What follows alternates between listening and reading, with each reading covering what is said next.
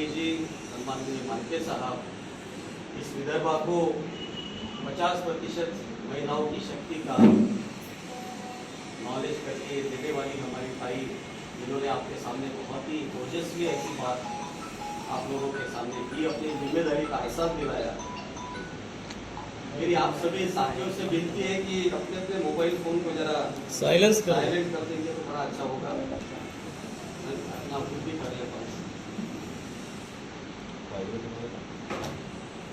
Doctor Raipal ताई,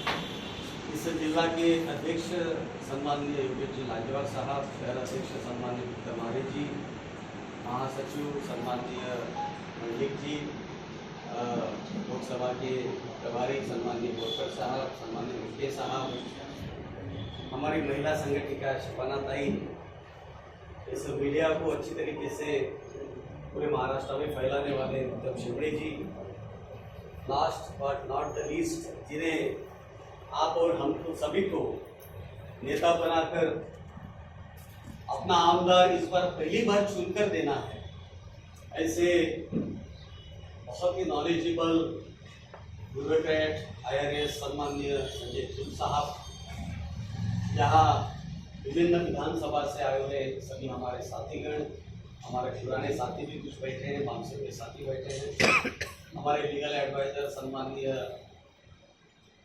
पाटिल साहब, BBF के साथियों, लगभग 2-2.5 घंटे से हमारी मीटिंग चल रही है और सभी साथियों ने अपनी अपनी बात रखी। सबसे पहले तो आप नागपुर जिले के तमाम लोगों को, हाँ मैं भूल गया, हमारे युवा अध्यक्ष सुमित भाई यहाँ उपस्थित है, आप खड़े हो जाइए। इन्होंने जो जैन जी की बात करते हैं तो सबसे पहले जैन जी की लगभग 100 लोगों की मीटिंग लेने का काम सुमित भाई ने किया और आज वो बोर्ड का उद्घाटन भी करवा रहे हैं। थैंक यू बेटी। कार्यालयीन सचिव हमारे कस्बे जी, साथियों 1-1.5 महीने से हमारे प्रभारी साहब ने और हमने खुद ने भी और पूरे स्टेट कमेटी ने ये डिसाइड किया था कि हम लोग BLO, BLA2, BLA1 और BLA2, ये जो सबसे महत्वपूर्ण SIR की प्रोसेस में आवश्यक है, उनको अपॉइंट करने के लिए 1.5 महीने से हम लग जाएंगे और संगठन का तब तक हम कोई काम नहीं करेंगे। यही संगठन का काम है, ये सोचकर हम काम को लगेंगे। संगीत बाबू को मैंने अभी कहा था कि मोबाइल को आप ये करो, हमारे लोग सुनते नहीं है इसलिए सत्ताधीश नहीं बनते। हमारे सिंह में ये प्रॉब्लम है। महाराष्ट्र की सबसे बड़ी प्रॉब्लम क्या है कि वो किसी को फॉलो ही नहीं करते, ना किसी को नेता मानते हैं, ना किसी को कुछ मानते हैं और इसलिए हम कुछ बनते नहीं। साथियों यही बात यूपी में है। यूपी में प्रोटोकॉल और डिसिप्लिन है, इसीलिए आज वो लोग सत्ताधीश। इसलिए मैं आप लोगों से गुजारिश कर रहा हूं कि जब तक हम लोग हैं कम से कम डिसिप्लिन को मेंटेन करो।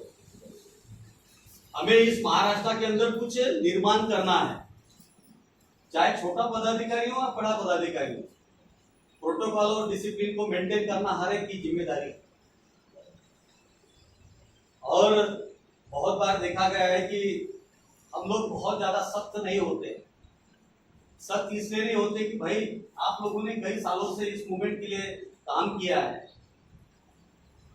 मान्यवर साहब थे तब से आपने काम किया है, आपने अपना समय दिया है, ब्लड दिया है, बुद्धि दिया है, पैसा दिया है, सब कुछ दिया है और इसके बाद यदि किसी को निकाला जाए, किसी को पार्टी से दूर किया जाए, विचारधारा से दूर किया जाए तो हमें अच्छा नहीं लगता।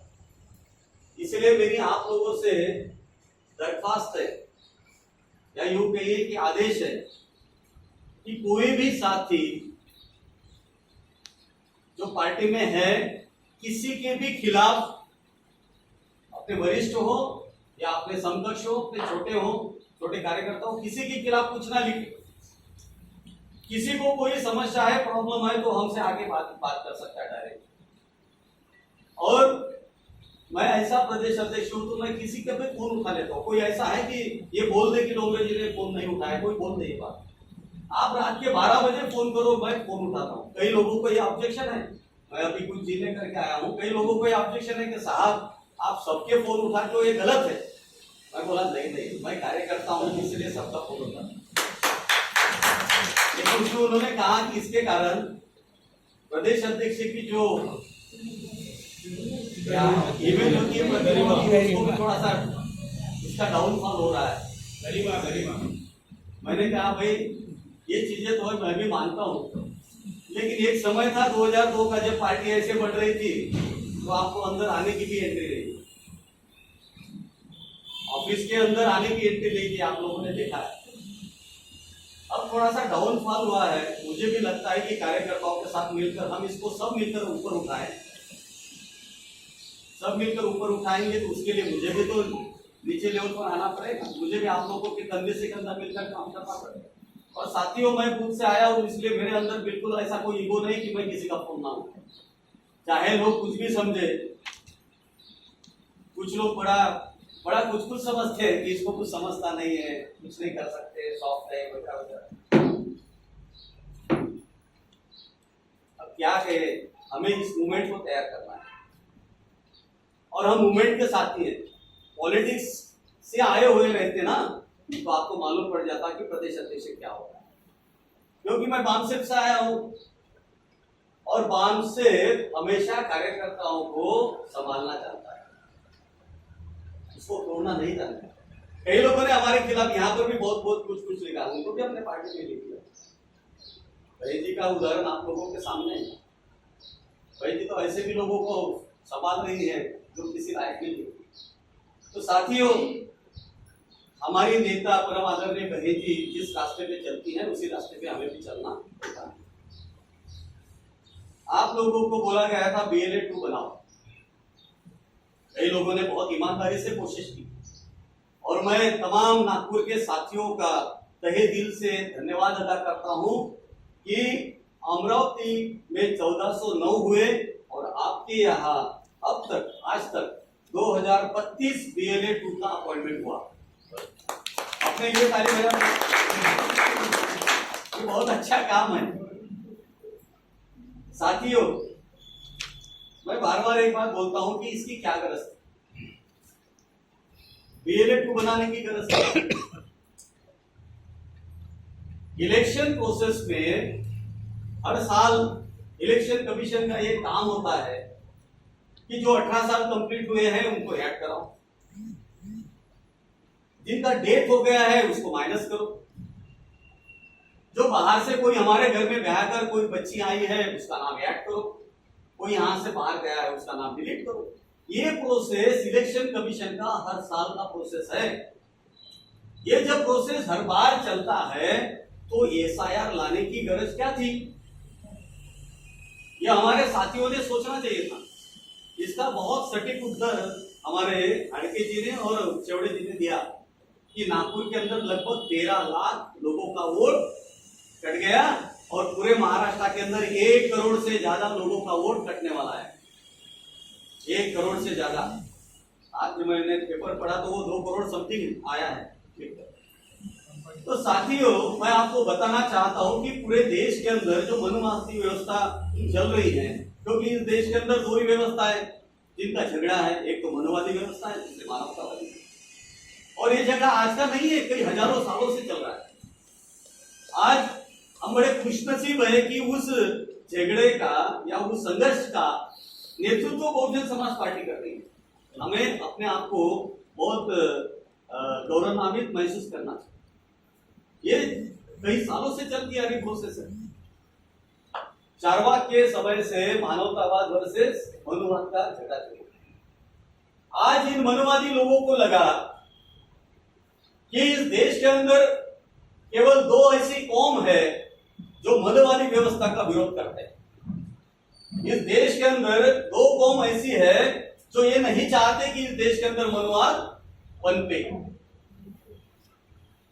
मनुवादी लोगों को ये अच्छी तरीके से मालूम था कि इस देश के अंदर 2 कौम ऐसी है जो उनका शासन कभी भी बर्दाश्त नहीं कर सकते।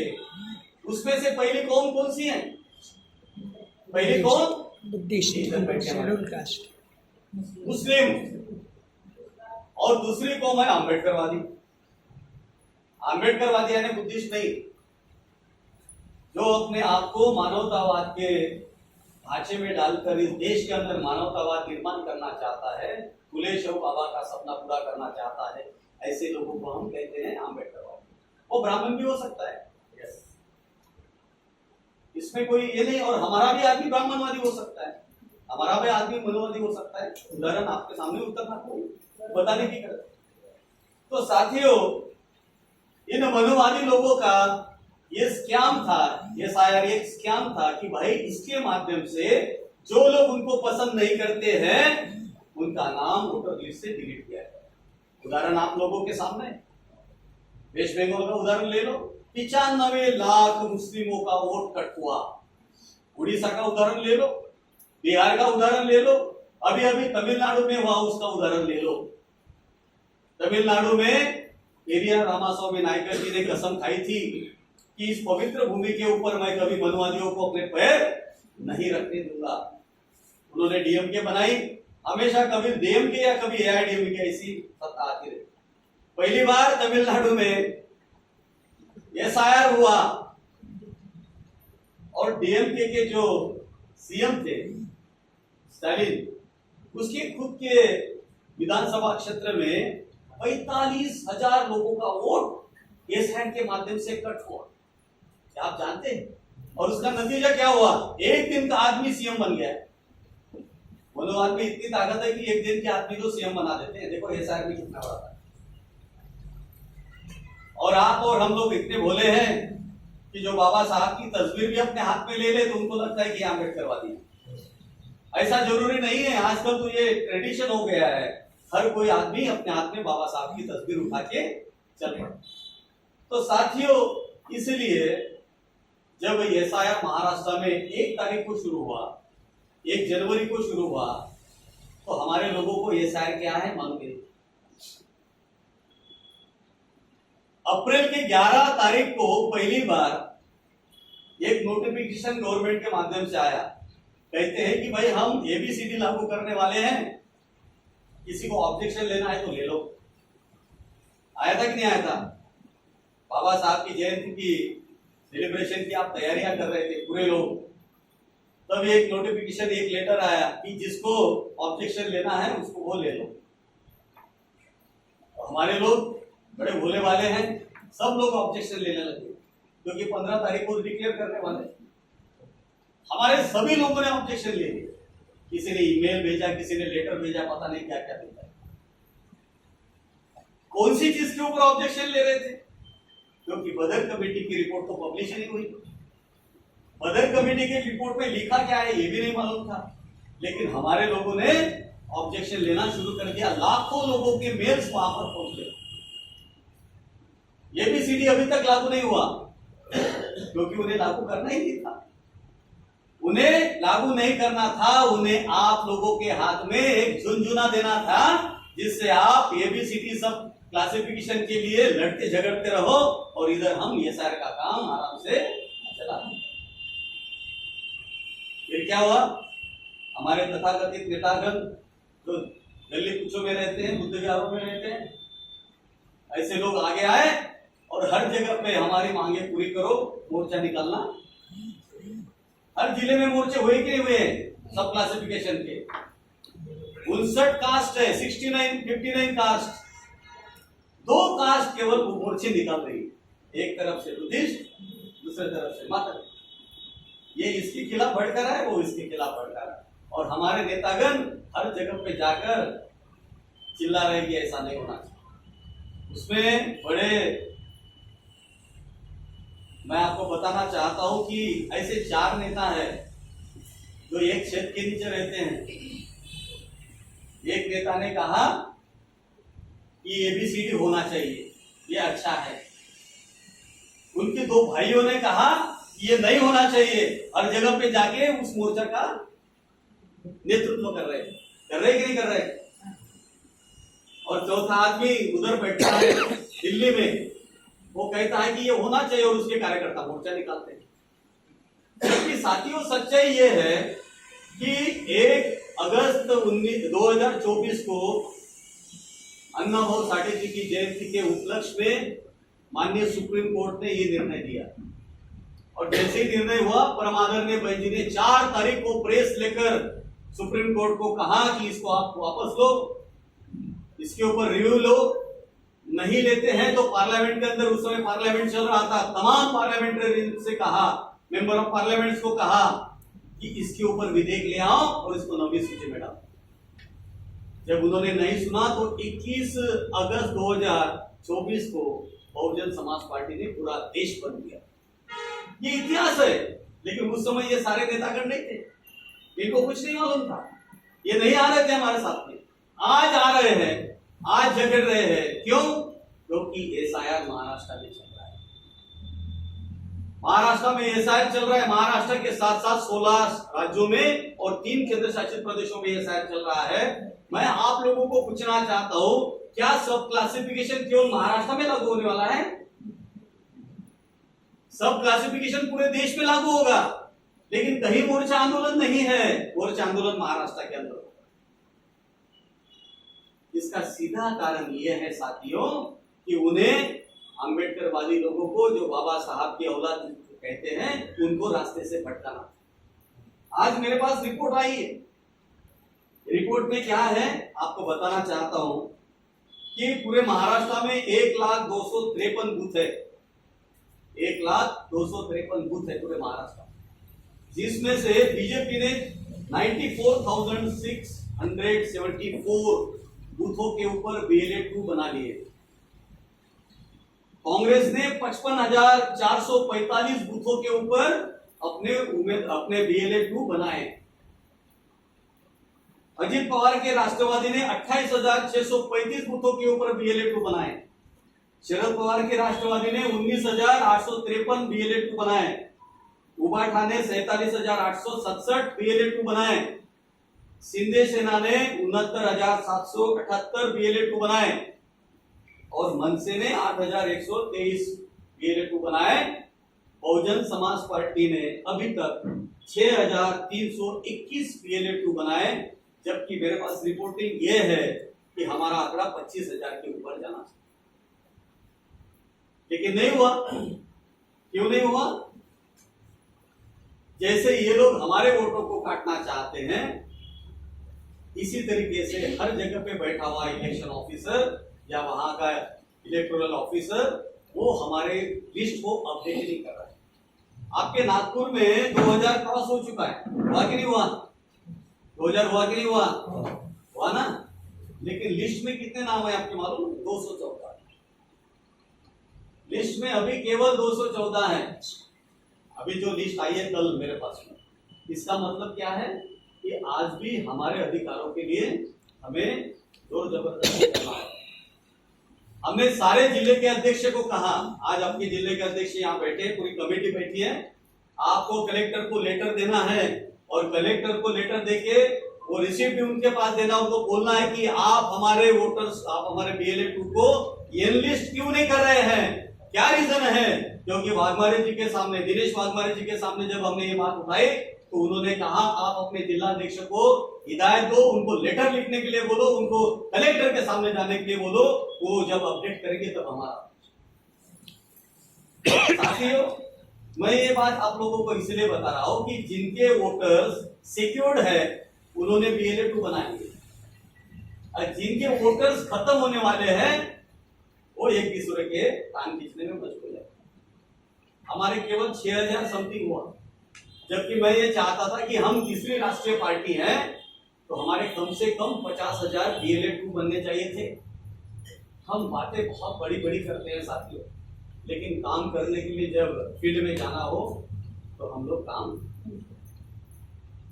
इसके 2 फायदे होते थे। एक तो हमारा BLA 2 होता, क्योंकि नियम ऐसा है कि जो भी 13 लाख आपके यहाँ के वोटर्स कम हुए हैं उसका पंचनामा होगा, और जब किसी एक व्यक्ति का पंचनामा करने की बारी आएगी कि भाई ये वोटर है या नहीं है, अभी वो नहीं मिल रहा है, किसी गांव में चला गया, उसका फॉर्म नहीं भरा गया, जो भी समस्या है, डेथ हुई है, तो फिर सारे पार्टी के BLA 2 को बुलाएगा BLO, पंचनामा करेगा और उसके ऊपर BLA 2 की सिग्नेचर लेगा। जब सारे BLA 2 की सिग्नेचर हो जाएगी तभी उस वोट को वो कैंसिल करें। अब आप मुझे बताइए कि किसी प्रभाग में किसी बूथ के ऊपर यदि आपका BLA-2 नहीं है तो अपने वोट को कैसे बचा पाएगा? और अपना BLA-2 है तो वो कहेगा कि नहीं ये मेरा आदमी है और ये यहाँ रहता है, मैं आपको सिग्नेचर नहीं दूंगा। जब तक वो साइन नहीं करेगा तब तक वो वोट नहीं कर सकता है। इसीलिए हमने बहुत कोशिश करके आज के तारीख में जो मैंने आंकड़ा लिया है लगभग 25,000 तक हमारा BLA-2 बना। अब साथियों इस BLA-2 का काम यह है कि अपने वोटर्स की रक्षा करे, अपने वोटर्स को सिक्योर करे। इसका और दूसरा फायदा ये हो रहा था, मैं इसलिए आप लोगों को बार बार BLA-2 बता रहा था कि भाई आपका जो BLA-2 बनेगा वो BLA-2 को एक बूथ के ऊपर एक BLA-2 है तो उसको आप आसानी से उस बूथ का अध्यक्ष बना सकते हो। जो आज तक आप लोगों ने कभी बूथ और सेक्टर नहीं बनाया तो आज आपके पास यदि नागपुर में 2000 BLA-2 बने हैं तो 2000 बूथ के ऊपर कम से कम पार्टी का एक रिप्रेजेंटेटिव तो खड़ा हो गया। कल आपको बूथ बनाने के लिए जाना है तो किसी के भी घर में जाओगे क्या? जिसकी पहचान होगी, जिसका फोन नंबर होगा, किसी के साथ रिलेशन होगा, उसी के तो घर में बूथ बनाने के लिए जाओगे। जैसे उमरेड के अंदर उन्होंने पूरे के पूरे बना लिए, अब इनको बूथ बनाने की गरज पड़ेगी तो बहुत आसान है। जिसको BLA-2 उस विधानसभा के अंदर उस बूथ का बनाया है उसको फोन करना है कि साहब हम लोग आपके घर में शाम को मीटिंग लेने के लिए आने वाले हैं, आप 10 लोगों को इकट्ठा कर लो। जिसको BLA-2 बनाया उसके घर में यदि आप बैठ गए, उसको कन्विंसिंग मीटिंग के माध्यम से फुलेश्वर बाबा की विचारधारा आपने समझा के बता दी तो आपका आसानी से बूथ बन सकता है। ये बहुत आसान तरीका है साथियों जो मैं आपको बताया, और इसीलिए इसको हमने वार फुटिंग पे लिया था। कई साथियों ने बहुत अच्छा काम किया, उमरेड के साथी हैं, उत्तर नागपुर के साथी हैं और बाकी भी जैसे काटोल है, सामने रहे, बहुत अच्छा काम किया है। लेकिन अभी 4 दिन हमारे पास है साथी, वो 4 दिन के अंदर जितना अच्छा काम कर सकते हैं, जैसे हिंगना में भी बहुत बढ़िया काम किया है, तो ये काम आप लोगों ने करना चाहिए साथियों। इसके साथ साथ अभी आने वाले दिनों में जिला परिषद और पंचायत समिति के इलेक्शन और नागपुर का नाम लिया जाता था कि नागपुर मूवमेंट का गढ़ है।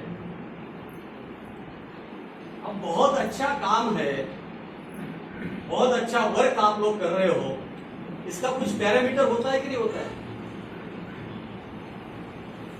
अब हम कहते हैं कि नहीं भाई जी बहुत अच्छा काम है हमारा, बहुत अच्छा काम है, महाराष्ट्र के अंदर हम ये बना रहे हैं, वो बना रहे हैं।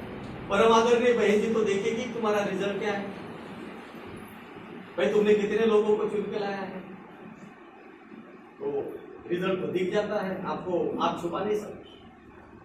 तो रिजल्ट हमारे सामने है नागपुर।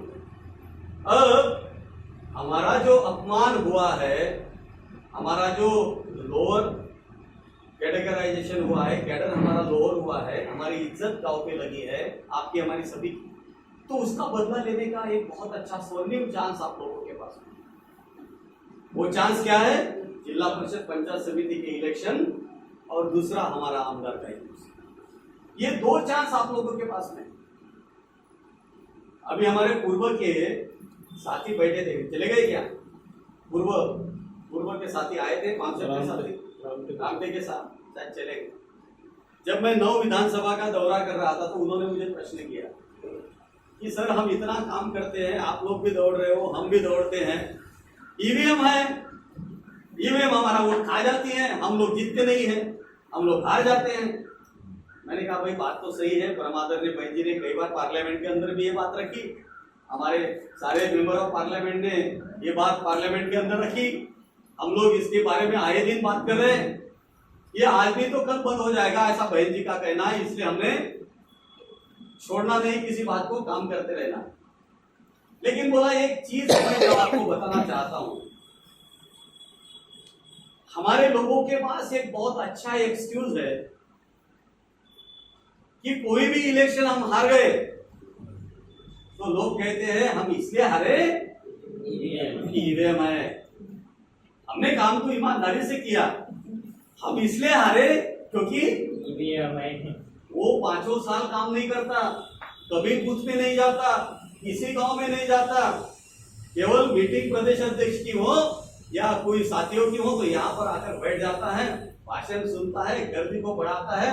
यहाँ से जाने के बाद जयराम जी सही है कि नहीं है?